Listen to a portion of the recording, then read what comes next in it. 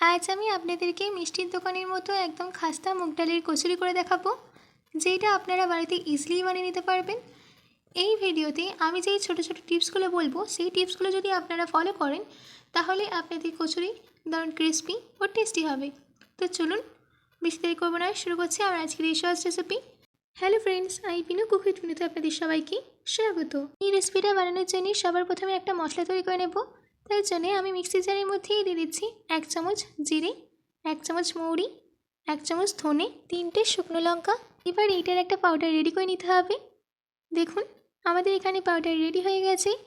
এইদিকে আমি half cup মুগ ডাল ভালো করে ধুয়ে 2 ঘন্টার জন্য ভিজিয়ে রেখেছিলাম। এবার একটা মিক্সি জার নিয়ে মুগ ডালটাকে এই মিক্সি জারের মধ্যে ট্রান্সফার করে দিতে হবে। তারপর জল ছাড়া এটার একটা পেস্ট রেডি করে নিতে হবে। দেখুন আমাদের এখানে পেস্টটা রেডি করে নেওয়া হয়ে গেছে।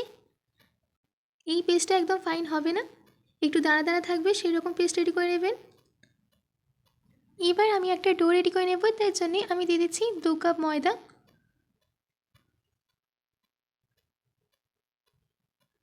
দিচ্ছি 1 ছোটো চামচ নুন, 1 ছোটো চামচ আজওয়াইন। আজওয়াইন দিলে এর ফ্লেভারটা আরও বেড়ে যায়। দিচ্ছি 4 চামচ ঘি। ঘিটা দেওয়ার পর ভালো করে মিশিয়ে নিতে হবে। দেখুন আমাদের এখানে ভালো করে মিশিয়ে নেওয়া হয়ে গেছে। এবার অল্প অল্প জল দিয়ে এটার একটা সফট ডো রেডি করে নিতে হবে।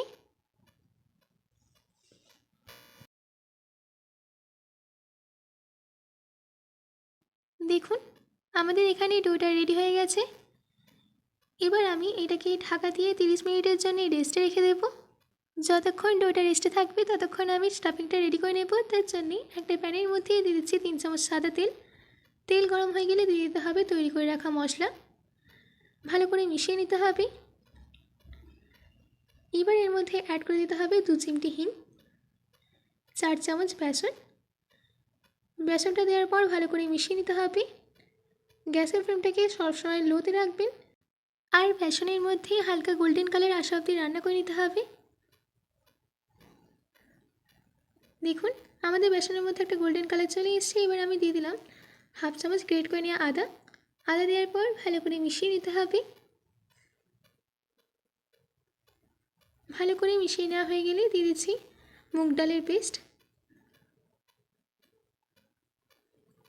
এবার ডালটাকে মশলার সঙ্গে লো ফ্লেমে 5 থেকে 6 মিনিটের জন্য ততক্ষণ রান্না করে নিতে হবে যতক্ষণ না এই ডালটা একদম ড্রাই হয়ে যায়।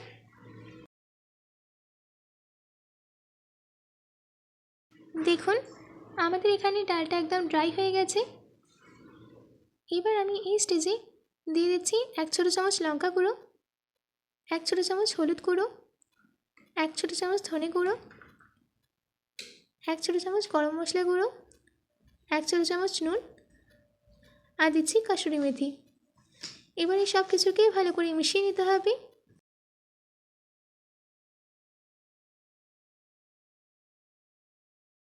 এইদিকে আমাদের স্টাফিংটা একদম রেডি হয়ে গেছে। এবার গ্যাসের ফ্লেমটাকে অফ করে দিয়ে স্টাফিংটাকে ঠান্ডা হতে দেব। আমাদের এখানে ডোটাকে 30 মিনিট রেস্টে রাখা হয়ে গেছে। এবার আমি ডোটাকে আরেকবার একটু মেখে নিচ্ছি। মেখে নেওয়ার পর ছোটো ছোটো লেচি কেটে নিতে হবে। আপনারা যেরকম সাইজের কচুরি রেডি করবেন সেরকম সাইজেরই লেচি কেটে নেবেন। আমি লেচিটাকে কেটে নিয়ে হাতের তালুতে রেখে ভালো করে গোল করে নিয়েছি। এই একইভাবে আমার বাকিগুলোও রেডি করা হয়ে গেছে। এবার আমি কচুরি রেডি করে নেব। তার জন্যে একটা লেচি নিয়ে আমি এইভাবে একটা বাটি শেপ দিয়ে দিচ্ছি।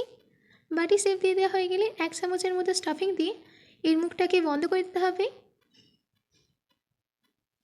মুখটা ভালো করে বন্ধ করে নেওয়া হয়ে গেলে হাতের তালুতে রেখে ভালো করে গোল করে নিতে হবে। দেখুন আমি গোলটা রেডি করে নিয়েছি। এবার আমি দুটো হাতের তালু দিয়ে আস্তে আস্তে প্রেস করে দেব। দেখুন আমাদের এখানে একটা রেডি হয়ে গেছে। এইভাবে আমি বাকিগুলোকেও রেডি করে নেব।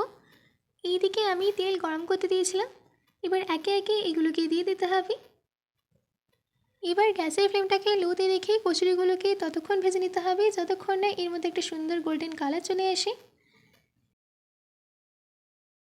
কচুরির একটা সাইডে গোল্ডেন কালার চলে এলে অপর সাইডে উল্টে দিতে হবে। দেখুন আমাদের কচুরি একদম রেডি।